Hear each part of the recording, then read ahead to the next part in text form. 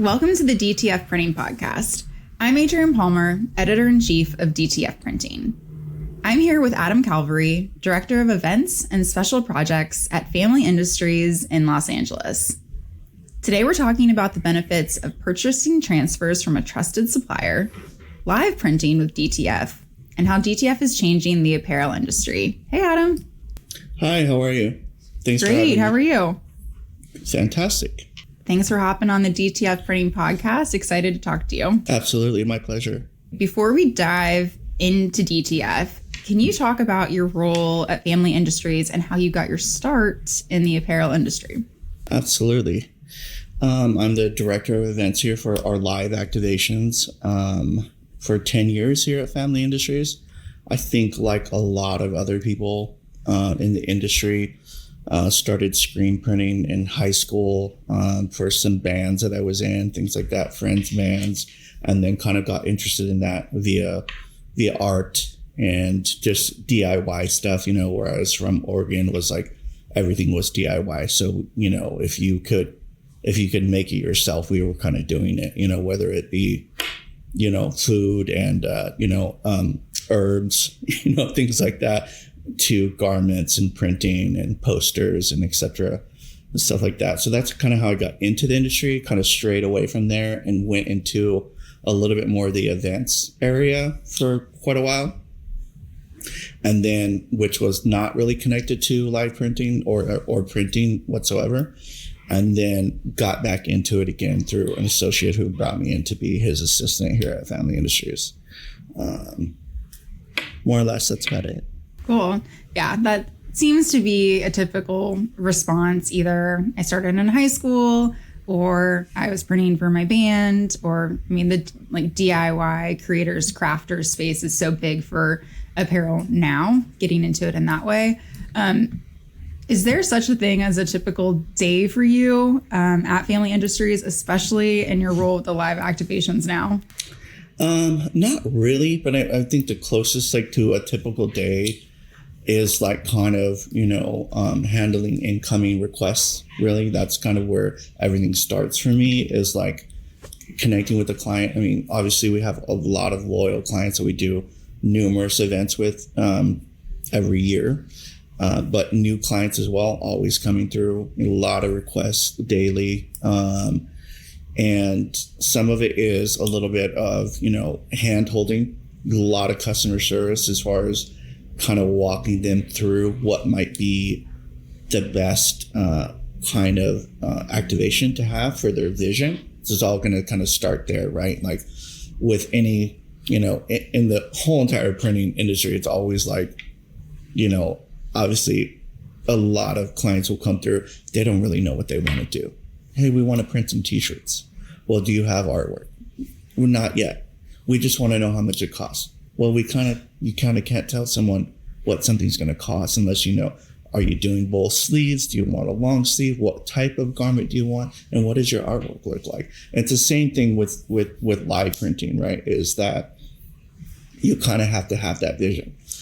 And part of the customer service part is we know that some people are not going to have that vision. So sometimes it's up to us, right, to help supply that vision. So we might have to create that vision, and sometimes even with in-house printing, you have to help create that vision. What is the theme of your event? What is the demographic? Do you need help with artwork? So same thing's going to go for me. I'm going to ask the demographic, location, the date. What is the season? Is it winter? So maybe you want to do a beanie or a scarf, those kind of things, help guide them in the direction. So that might be more my typical kind of day is guiding those clients towards the right product and the right thing to excite them, rather than give them a ton of too many options that aren't exciting to them, but, getting on a call with them and finding out what does excite them? What is something that's going to really work for their event, their attendees that are going to be there, that demographic, and what's going to excite that brand and that client to bite on that particular item, the activation. So more or less, that's probably the bigger part of my day, typical day. But of course, a lot of other things involved, working with the rest of my team on art and logistics and helping map out kind of that stuff, more or less. Well, yeah, it seems like customer service is a huge part of that, not just at the live activations and at the live printing, being forward facing with customers and your customers' customers. But like you said, that hand holding with clients who really have no idea what they want to do. And they look at you as the expert and you kind of have to figure out, are we starting from scratch here? Or do you have any inclination as to what you want done? Do you even have the blank apparel item that is going to be beneficial to the event? So it seems like there's a lot of back and forth there and really having to have good customer service. And patience and tolerance. Yes. And that goes hand in hand probably in this whole entire industry. Everybody kind of experiences that, you have to have that tolerance, or maybe that's not the right client for you too. And sometimes maybe you have to say that maybe this relationship is not going to work. Right. If it's too drawn out. But, it's setting those boundaries, and also making sure that you are giving them the attention that every client needs and deserves. Mm-hmm. Yeah. I was on Twitter, or I guess X or whatever we're supposed to call it this day. Right. I'm not actively engaged there, but I do use it sometimes for news and then doom scrolling. And there was something outside of the apparel industry, and they were talking about firing a customer. And there were all these comments like, you can fire a customer. It's like, you absolutely can fire a customer if their values don't align, or if their communication is off, or they're requesting things and it's just a constant battle with them. Like, it's okay to say no to people. You don't have to take on every single customer. Yeah, it's hard too, because obviously it's like you have to be gentle if you have to do it, because you have a reputation. You don't want that to come back at you. You don't want them saying, whatever it might be. Speaking of Twitter, they can blast it somewhere on social media, so you want to be gentle and make sure that there's, I really go quite far to where some of my other teammates, in fact, will tell me, hey, stop with this person, And because my tolerance level, my patience is very high, I understand, seeing the other person's perspective, that being in their shoes and not kind of knowing what can we do, and maybe not having the time to do the research. So part of that too is giving them a little bit of education on it. People are always, your clients are always going to say, oh yeah, so when we're doing the screen printing, and you're like, well, these are transfers actually that we're doing. So we're going to, it's a terminology thing, and that's, yeah. And then 10 minutes later, they'll say, and so when we're doing the screen printing, okay, so a little bit of education is helpful too. So usually my first calls with the client are going to be a little bit of background about myself, about our company, how we do business, the fact that we do a lot of customer service and how important that is, the execution from A to Z, right, until a project is finished. We are available. I am available sometimes 24 hours. And then a little bit of education on the different printing techniques and what those are called and what those look like, how they feel, things like that. Yeah, customer service also includes education on this industry, because a lot of people don't know the terminology or the way things are done. And I definitely want to get into the live printing aspect of your role and at Family Industries, and how DTF has a big maybe change in that and the way activations are done.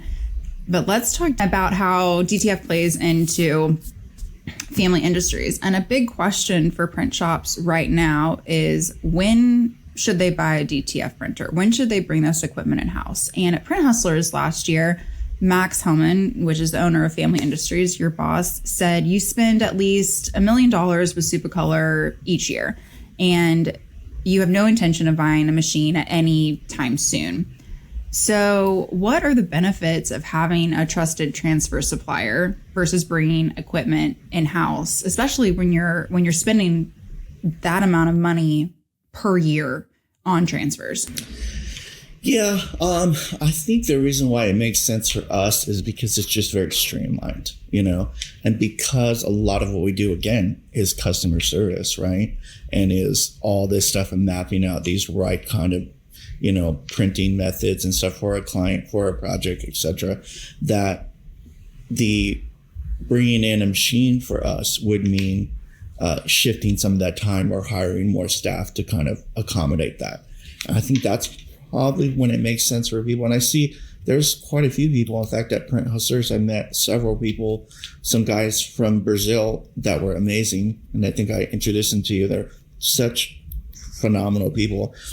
And they actually make all their shirts from scratch. When they get a 24-piece order, they custom sew 24 shirts and then print those shirts. And they recently got a DTF machine. They're very excited about it. I think it made sense for them because that's the route that they wanted to go, to bring in staff to produce individual items, with some quality looking prints, full color and everything like that. And again, I think when for us, it just kind of doesn't make sense right now. I don't know at what point it would, because we can streamline what we're looking for so quickly and with quality prints, and easily, and cost effective, even though we're spending $1 million plus, it's probably over that. But even though we're spending that much, it's so streamlined, and once you kind of connect with the DTF supplier, whether it's Supercolor or any other supplier, and you have vetted them, right? You've got a good rep, their whole team. You've dialed in the ordering process so that you can do it quickly. And the quality and the variation of every different transfer or DTF, that they supply. So the different adhesives and things like that, or what different materials that you might need to print out. And you've already kind of scaled kind of like what that printing process looks for you, like for you in production, then it's so quick, you've dialed all that stuff in. So I'm not sure personally, to be honest, don't have the best answer as far as when that makes sense for someone. I think it's just about the scale of their business and what route they want to go. Do they really want to be hands-on in the production of their transfer? So if something doesn't go right, they don't have to hit up a DTF supplier and say, hey, these aren't working. They're not adhering, kind of thing. They know they made them, so the answers are going to lie with them, and everything kind of be done in-house. And that might be one reason why someone wants to shift, if they want a little bit more control, just like these guys who are making their own t-shirts. Yeah. They want control of the quality and the speed of production. So they're going to do it themselves because they know, we can make these 24 shirts overnight and not, we have to wait X amount of days. Now they're Brazil, so there's not a lot of quick suppliers that they could get things from overnight, but they can produce it themselves if they need it pretty quickly. So maybe that's probably a key factor. Is having control in-house of everything. That's a really good point. And you mentioned kind of vetting a supplier and then building that relationship. Have you always worked with Supercolor, or do you know if in a couple years ago you were kind of just testing out the waters, trying different transfers, seeing what works best for family? Yeah, we were. I think, we did some I used to use Stalls and Transfer Express. I really liked their goof-proof transfers, which are screen printed, right? Single color on a white carrier. They seem to work really well, and they have a really flat kind of appearance, a really soft feel, because it's fully screen printed, right? One color. And we also printed some transfers here ourselves as well. Obviously you can, print them on a carrier, on an auto, and then cut them out. You do the whole powder thing, you just screen print them.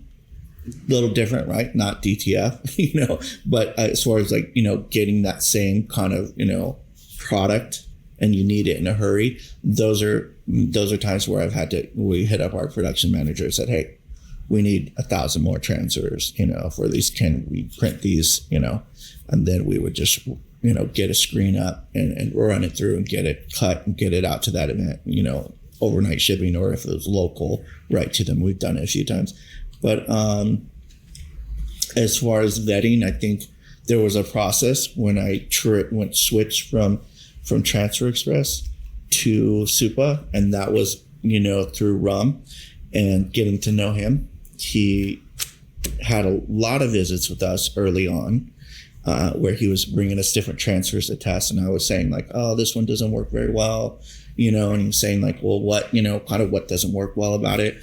And then he would come back with a better product and say, try this, and then it was like, okay, great. Actually, these things are amazing. There's so many products that they actually do. It's kind of insane, the different kind of transfers that they have available, and even through their partner companies, the different, other kind of products. You kind of have it all under one umbrella.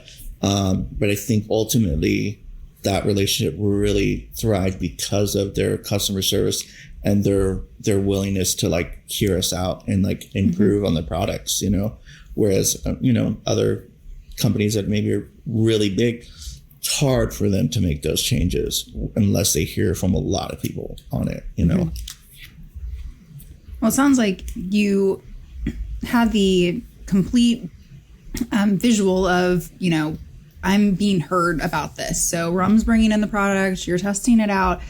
It's a mutually beneficial relationship because he's actually hearing from someone who is printing the transfers every day and getting that out to a customer. And then you're also being able to see that change. So you're saying this didn't work, this worked, whatever. And then he's coming back in a week, couple weeks, month, saying, okay, we try that out, test it again. And so being able to have a relationship with a supplier in that way is really, really important. And I think for suppliers who are looking to have better relationships with their customers, that's a really good example of, valuing what your customer says, because they're the ones who are doing this every single day and then actually turning around and making a better product. Yeah, I mean, absolutely. I don't know that I can't say that obviously everyone that's going to get involved with Supercolor is going to get the same kind of response. Maybe if you're just ordering 10 transfers and you say, hey, I want to have a meeting, maybe that might not happen. Maybe it will, right.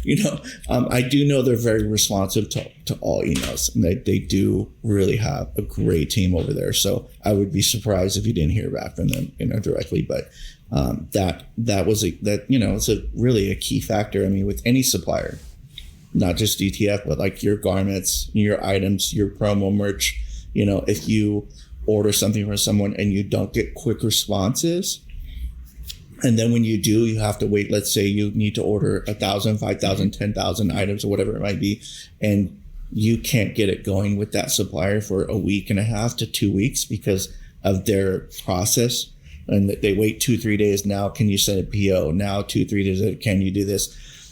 It's going to be disenchanting, and you probably won't, work with that supplier again. You're going to immediately, once that project's done, try to find someone else that can do the same thing but quicker with better service. And I think that for me and for us here at Family, it kind of stops. It's kind of stopped with Supercolor because they kind of came through, they come through on all angles. Yeah. Well, you mentioned one of the benefits of using a DTF transfer supplier instead of having equipment in-house is streamlining. You're already doing a million other things, and that you can just send in that order and you'll get it. I mean, what's the turnaround time? A day or so for transfers, or a couple days? It can be, but I would, typically, 3 to 4 days, I think, before you can kind of get it in-house, something like that. Depending on location, probably, I would imagine. I mean, they have several locations, It might be a little bit different from us. So I wouldn't say that we have favoritism, but I would probably say that, yes, we do. Yeah, that $1 million+ a year order might help you out there. Yeah, I think so. Yeah. What about your thoughts on DTF quality today versus the last few years? Have you seen any big changes? Are you happier with DTF? Did you kind of have any thoughts about maybe this is just a fad in the beginning, and where do you see it today? Yeah, I mean, absolutely. more like, let's say 8 years ago was when I was not impressed with DTF and transfers that were being made. And it was something that we really, couldn't touch. For promo items, it would probably still, even then, worked well for a lot of people for a quick turn, right? Because it's just heat pressing. So it's very quick still. But the quality for the level of our clients, again, we're really like kind of try to focus ourselves as a premium print shop and supplier. So there are some things that we just don't do or we won't do because the quality of those items at the end of the day are not going to be up to par with what we want to give to our clients. So back in the day, again, 8 years ago, I saw transfers, I saw some people printing them on site at events that we were at, and they kind of would just peel off of a tote bag, right? And it was very obvious that they were trying to do a very cheap, quick item. So they were trying to do like 2,000-3,000 or whatever, and just hand them out as people came through to this big event. And it's very quick. So, they can kind of hammer them out. They were doing the like non-woven tote bags, which almost kind of see through, and those are pennies on the dollar. And then transfers, I'm sure, were about the same. And you could feel them peeling off, so I would always think, and whenever I still do it, obviously you see a new item, from a new shop or a new product, you're going to inspect it. You feel it. Does it stretch? Does it crack? Does it peel off of the item? Can you scratch the image off a mug or something like that? Not what people should do, right? There's a lot of clients that you have to say, well, it just peeled off, or it just didn't. Well, what did you do to it?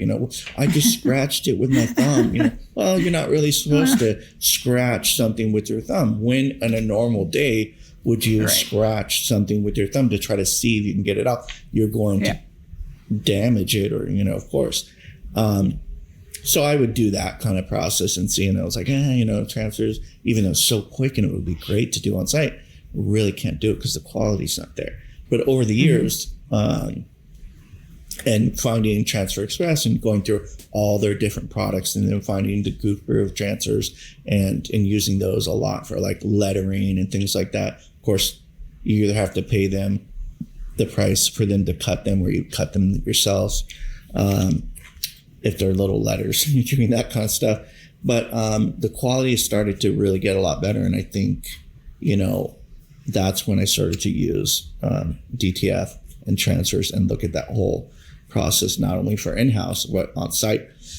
For in-house stuff, obviously athletic wear. There's a lot of things that you can't screen print, you can't DTF, you can't do DTG, you can't really do those products as well as you might be able to do with DTF for athletic wear. That's going to it really kind of is a huge corner, I think, for a lot of companies to benefit from using those for athletic wear. And I think that's, we also started to do that in-house as well. And through some experimentation, kind of with the two different sides of our company, saw the benefit with that. And then really dove in to do the research to see, how many different samples we can get from X amount of companies to see who's creating a better product, that's going to work in-house and live on site. Right. Yeah. You are looking at those two layers. Yeah. And then, of course, the technology over the years, it just kind of seems to be getting better and better. I think, we're always keeping an eye out for what is new in the industry, what machines are new, and how are they different? Because a lot of machines will come out, this is a new machine. Well, it's kind of the same, well, it has this one feature, but as it's developing as a whole, I think it's really coming along. I think we'll see quite a few advances in the next few years for sure. Yeah.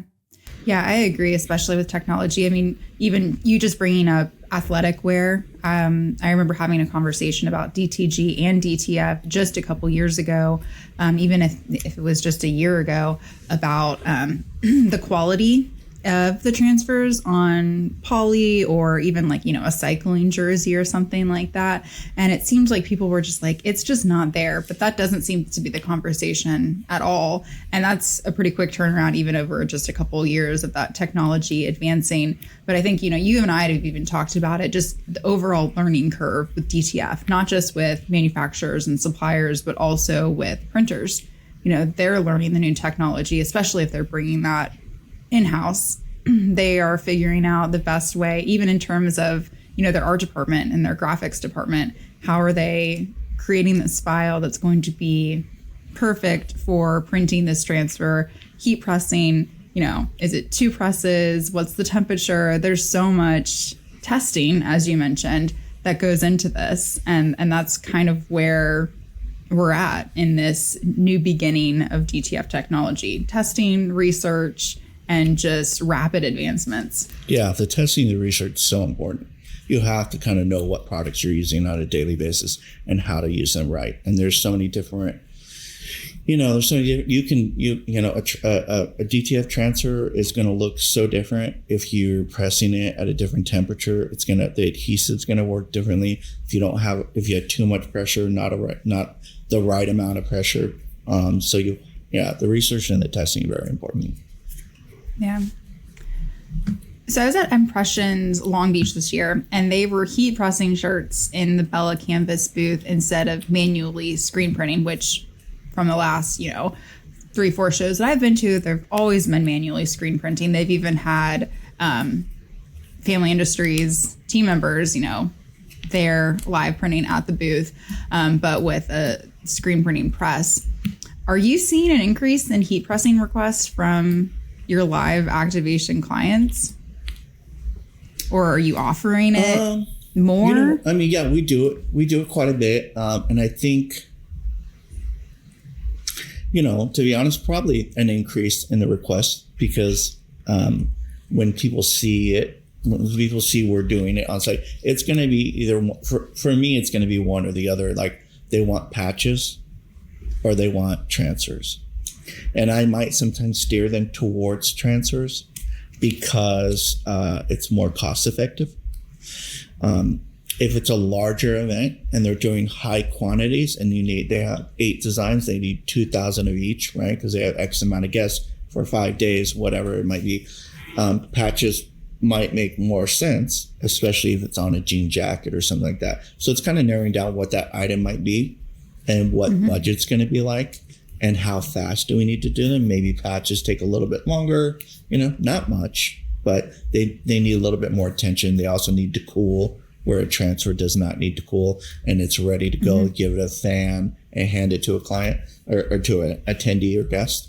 But yeah, there's more requests. And I think because of the versatility of them, especially, and when I might navigate directly to that and just say, this is what you should do and try to direct them in that path might be when they have a lot of attendees to get through in a short amount of time. Because it's going to be a quick process. And when you want full color designs, right? So as opposed to screen printing, you can always, we can go the route of looking at sublimation too, as for an event or whatever it might be. But that's kind of when it needs to be a little bit more custom. But when they supply you with, hey, we want to do these 7 designs that are 10 colors each, obviously screen printing on site is not going to work. We have done those events where they say, no, absolutely, we need screen printing for this, 6 color design. And we need a lot of presses. We need a lot of staff, so it doesn't make a lot of sense for someone to go that route. But yeah, definitely the increase in the request to do heat pressing on site. Hats, very quick to do, whether that's patches or transfers. And going the DTF route they look great, I do recall back in the day seeing, I know there's plenty of people who used to screen print hats, and there's, there's platens for them and everything. I remember seeing Ryan Moore do them and have little videos and stuff. And I always kind of, years ago, this is 8 years ago, and I thought, oh, we should do that on site, and just not feeling like it really looked good, and it was kind of a little difficult to do, and kind of, kinked up the hat and things like that. Whereas a transfer on a hat, on a trucker hat, all day, every day, is going to be a solution for printing a hat. There's not, why try to do something else that's going to take longer, be harder to do, and you're going to have more damages likely, than you will with you're going to DTF route on a hat. Is the experience different for the customer with heat pressing at an event or screen printing? Or are they just happy to get a free garment or a free tote bag or free hat? Yeah, I would think, sometimes the experience is different, There are definitely clients who want the wow factor of seeing screen printing on site. They want to see the inks and the screens. They want to, maybe if we have a special VIP person, can they screen print their own and we get a video and things like that? For sure. But even recently, we had at some sporting events, we had a couple of athletes and players come heat press their own hat. And they did a whole video. So I think that, that is, the excitement is still there. Sometimes it's a little part of my job too, is navigating the expectations of that wow, and letting that client know that, like, regardless of what route we go, that is going to be best for your number of guest hours and your event as a whole. The wow factor and the appeal will still be there to get an item. At the end of the day, we are grateful for this, right? Anybody who does any kind of light printing is grateful that there are millions and millions of people that still want another tote bag, Yeah. Tote bags are, I have 100 of them, I have a bunch in my back seat. I'm never rarely the person that doesn't have tote bags when I go grocery shopping, or bring my lunch and my things in a tote bag, and I can always turn around. I know there's some in my closet, some hanging on the back of my door.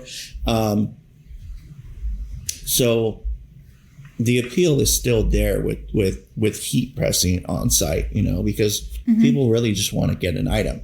And the more that you can elevate it with your design, right? You have cool designs and it's branded, that's a souvenir that everybody wants to get at an event. And sometimes it even is like just, us producing, 1,000 tote bags in-house and sending to a client to hand out at an event. And if you've got a cool looking design on a cool item, even just a tote bag, everyone's going to want them. So again, it kind of is expectations of the client, like, and that person that is making that call up at the top, have they like grown up with screen printing and they really want that? Or is it, they just want a great experience, and then, no matter what, the heat pressing it's going to work for them as well. Right. And that memory of the experience or of the brand is that tote bag or a t-shirt or hat or fanny pack or whatever. And that's also what you're giving them, like the experience in the moment and then that memory of it as well. Absolutely. At the end, most events that we do, it's going to be experiential marketing anyway. So like what you want to get is guests interacting in a space with a brand and leaving, having a good experience. And that's why, again, the customer service kind of comes into play, because you want your staff to be really amazing on site, smiles, having a good time, enjoying what they're doing and interacting with guests. So again, that's part of that, experience, that takeaway of getting a great item, that's connected with a cool and interesting brand. Live printing in general seems like it is a huge undertaking. How many live events are you averaging a month? 40 to 50 a month, all over the country. And how many people are on your team? Oh, well, with our IC staff, we have close to 100 all over the country. Yeah. Yeah. Quite large. That's a lot. Here in our headquarters, we have, say 30, solid staff, and then spread out over major cities across the country. We have the rest. So you're based in LA. If there was an event in Boston, for example, you would have team members who would be able to be there on site and get the job done. Yeah, or close to. We don't have any team members, to be honest, in Boston, but we have East Coast. So we have New York and this, but a lot of times, again, when you said like it's a huge undertaking, it very much is. And whenever we talk about live printing at different conferences and things like that, I'll have lunch with certain people that, want to ask me questions and things. And a lot of the questions are, how do you deal with it logistically, and it's a nightmare, for sure. And it takes a lot of work to kind of make sure, again, if you're hand holding and you have X number of events, even if you're just doing one or two, you might have more needy clients. There's a lot, they're expecting a lot and they want your attention 24/7, so, and it's a lot of questions and a lot of this and COIs and insurance stuff, and all of the shipping and equipment, making sure that obviously you're shipping stuff to a location if you're doing a lot of events, or if you're just doing a few. If you're missing one thing to work your flash driver, or you haven't sent in squeegees, or you haven't set extension cords, or you forget one thing, it's all a puzzle piece, right? So all the elements that you're going to send are needed for that event. If you miss one thing, it can be detrimental to the whole entire event. So a lot of attention needs to go into double checking, triple checking, absolutely every element. And that communication needs to go with the client as well, to the whole team, the on-site team, your logistics team, your art team. Everybody kind of has to be filled in on the same information. It is quite the undertaking, most definitely. Yeah. If something is left behind, do you have a backup plan? How does that work if something doesn't make it on site? That is, a good question. But I think when that happens, and it's rare for us because we've been doing this 15 years, so, and the expectations are really set for our staff and our team leads for what we're doing on site. Not only that gear should not be, it should be double, triple checked, multiple eyes on it to make sure everything's there and that's correct. When it's not, honestly, we will look to our team on site to troubleshoot and find that, if it's a few bolts that are missing, screws, I would be lying if I said years ago that there weren't times that I didn't have squeegees on site and I was on site myself. And I made them. Oh, wow. Out of cardboard, or I would get online to a forum, t-shirt forum, et cetera, or even, Yelp and find a shop and say, hey, I know it's a Saturday. Can you please return my call? I need some ink. Wow. I need a gallon of pink ink or whatever to, hopefully it would be a solid color. I remember a couple of times where I paid a ridiculous amount of money to get a quart or two of black ink in New Orleans, and had somebody Uber it to me. And they said, well, if you really want it, it's X amount of dollars. And I won't even say because it was absurd. And I said, okay. So it's making sure that, obviously you have, if you're doing on-site events, you have a duty to perform for your client, and you can't just tell them, hey, we ran out of ink. Right. You have to find a solution. And if that means you don't come out exactly where you were supposed to be financially, maybe you have a great client, you say, hey, we ran out of ink. I need to get some more. Can you cover it? Maybe they will, maybe. But it's kind of up to you, I would say 90% of the time, they're not going to say, oh yeah, we'll cover it. You probably don't even want to bring it up to them. You want to handle the solution and then, still have that appearance of that nothing went wrong. Yeah. Kind of a little bit of a sidebar, just you bringing up using Uber to go pick up gallon of ink. When I was in LA visiting you at Family Industries, you were telling me all the different ways that you utilize Uber for picking up products, shipping things. Like, you guys are using Uber in ways that I didn't even know existed. Yeah, we really use, and we have a career that kind of more or less really started off just working for us. and actually built our company based on the amount of work that we were giving them. We were couriering like, 5 to 6 times a day, So this guy, then he hired another driver, and again, just kind of for us, and built his whole company on what we were doing. And then we kind of had to expand a little bit because, like, obviously you have 1 or 2 drivers and they're gone. You have 4 or 5 things. We started using company here in LA called Deliver LA, which is great. And then of course Uber as well. Yeah. I mean, we even pick up transfers from Supa with Uber package, delivery probably a few times a week. Because they'll ship to us. I mean, they're local. Obviously, we're in LA, so they have a shop here that's not far away, from us. And we'll get things when they finish overnight because we get it the next day, right? Just local delivery. But if we need it that day, we're going to ask them, hey, can you tell us when production's done or what the ETA is? And they'll say, hey, we're going to be done at 11. We'll say, we'll be there at 11:15. And we send an Uber. That's awesome. That's really cool, especially that guy was able to create a business just working with family. Yeah. Wow. It was really cool. Yeah. Yeah. So what are your tips for DTF printers who are looking to offer live printing to their clients? Obviously, communication, logistics are huge, but would you even recommend starting at a certain event locally? Just anyone who's basically starting from scratch, what would you tell them? Yeah, I mean, a lot of people that do it or want to do it, I mean, I think staying in local markets really makes it probably more profitable to start, for sure. And doing things, there's some, some areas that we don't kind of touch on because we work primarily with larger brands, right?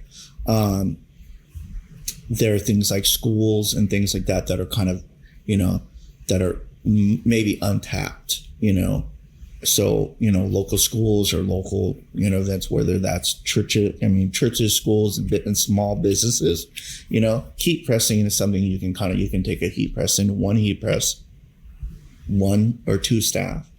You bring some blank t-shirts, you have some different designs for them to do, whether that's like a bunch of little designs that they can collage on a long sleeve t-shirt, or a tote bag.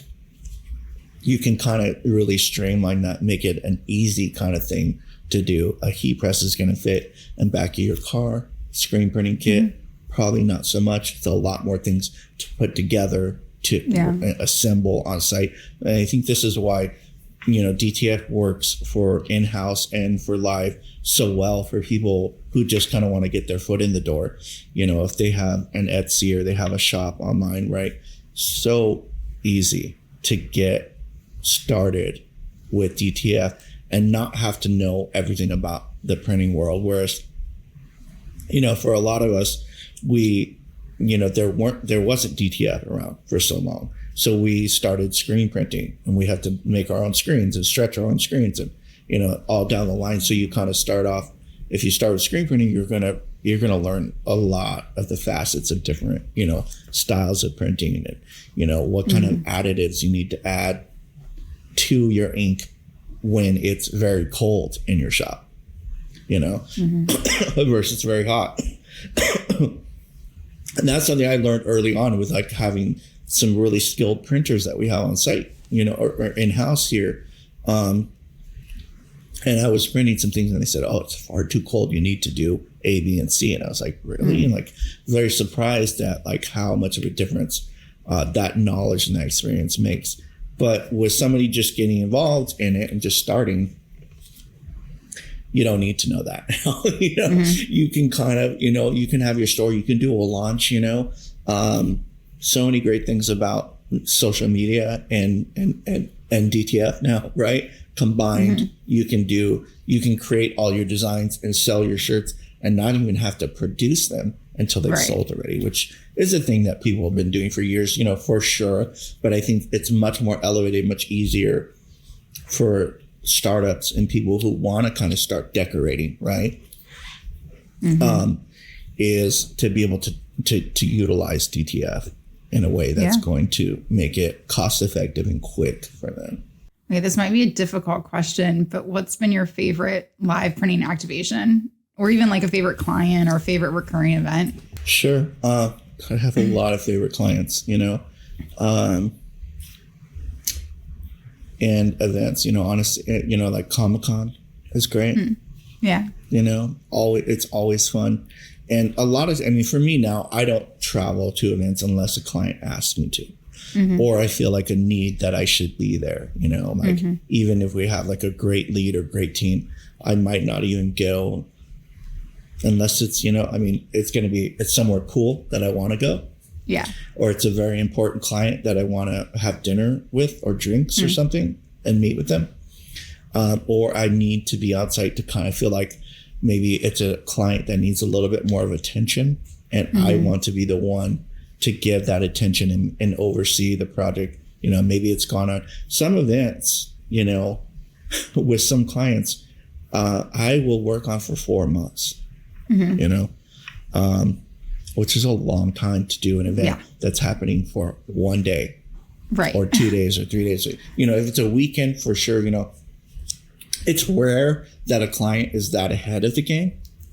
But there are the ones where, I'm working on it for 4 months, so I'll go to those. But as far as my favorite go, it's going to be, those bigger events like Comic-Con, some of the bigger sporting events that are fun, especially things. What I really get excited about is like when I can creatively help design a project and really guide a client through something. Maybe some of my favorite might be like, VidCon as well, when we do stuff for YouTube where we're doing a jean jacket, right? We have like a couple of different colors in jean jackets, white, black, denim, and we're blue denim, right? Where we're doing multiple things on it, transfers, patches, laser engraving, vinyl potting for custom names, even, studding, adding studs to a jacket, things like based on like a design that they kind of want, smiley face and studs or whatever it might be. Some of those where there's just like, there's a lot of creativity happening in that end product, or just events where you have really like grateful guests, those are, and grateful clients, clients that come back and say, thank you so much. The process, it was an amazing event. Thank you for your professionalism throughout. Like, that's where I get the gratification. And probably those are my favorite events, when I can work with like-minded people who, are very understanding and communicative. Like, that's when I get like really excited about that, Yeah. Something that you can be proud of, and that, the customer or the client is also proud of and excited to work with you on. Absolutely. And sometimes that's a small event too. It might be just a bar mitzvah or a bat mitzvah. And, and sometimes they're doing like, really elaborate things, as well. When I was in LA with you, you were showing me Nike. They'd ordered a ton of, I guess you had ordered for them a ton of Nike shoes, and you were customizing those for each attendee at the bat mitzvah. It's like, oh my gosh, there's custom names and swooshes and laces and shoe tags, with their names on it and things like that. Yeah, they can really get, if somebody has a really amazing vision, that's fantastic. We'll definitely facilitate whatever vision that they have. So some of those events, some of the smaller ones can be quite elaborate, and you have these really grateful clients, and the guests are just so excited about that. And I think those are really my favorite events, for sure. Yeah. I'd love to go to a party and get a free custom pair of Nikes on my way out of the door. Right. Or a jean jacket that's like, a 100, which normally, if you're going to get a custom jacket like that, it's $150, if not more, do all that kind of customization, have your name on it, embroidered and et cetera, so some of those are just so great, Love them. All right. To bring it full circle as we wrap up, kind of full circle to this podcast, and also full circle to your apparel journey, starting out in the DIY space. What are your thoughts on how DTF is changing the apparel industry, especially for those creators who are coming in and starting from scratch and kind of getting on this DTF journey with everyone else. Yeah, I mean, it really is. Again, because it's so accessible, I would say. It makes everything so accessible. The kind of technology that's coming in. I mean, obviously there was DTG, down the line. DTF kind of has really taken that position, I feel like. And people are going that route and choosing DTF over other processes because it's quick and accessible. I think also from the ground up, right? If you're creating artwork, obviously for us, and for a lot of print shops and a lot of people just kind of getting into it, you have to think about how you're going to print that item when you're creating the artwork. And I'm sure a lot of shops and a lot of people can relate to getting a piece of artwork and saying, oh, well, we can't print this that way. We have to do it this way. Mm-hmm. And I think with DTF, you're kind of safe, because there's a lot of things that are harder to do. Let's say gradients, or ombres and things like that, that sometimes are going to be they're going to be easier to do. Different colors kind of, but like multiple colors, obviously, you have a little bit more freedom mm-hmm. from the beginning of creating your artwork to ultimately printing it with DTF, so you can kind of start off knowing, okay, we have quite a bit more freedom to mm-hmm. how we're going to create this artwork.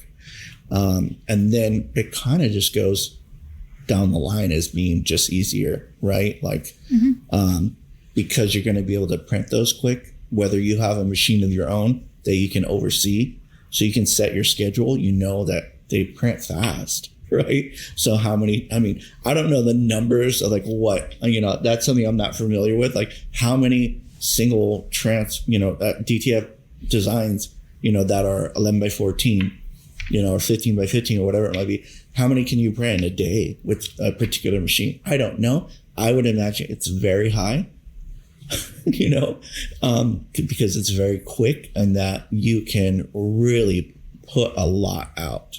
And then the process, not only that, but like, even with some of the, new machines that are coming out that allow you to print transfers on your autos, right? Those are really quick as well. You can kind of combine that. You're doing your own DTF transfer, and then you're, hammering out X amount of numbers on your auto, and hitting some hats on your, hat presses, and you've got X amount of people doing it.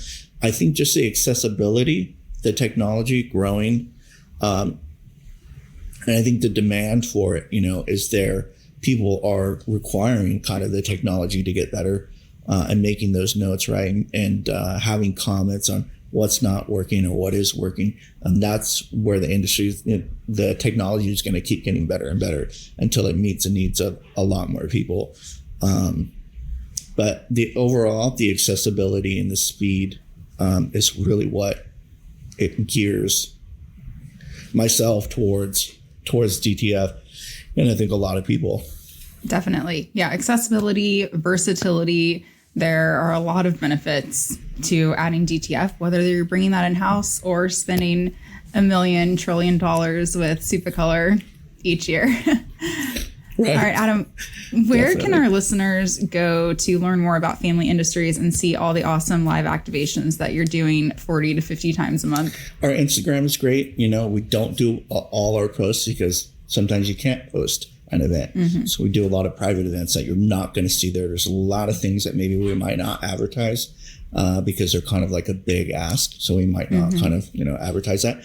But our Instagram, Family Industries LA, as well as our website, our live site is familyindustrieslive.com. Our in-house website is just familyindustries.com.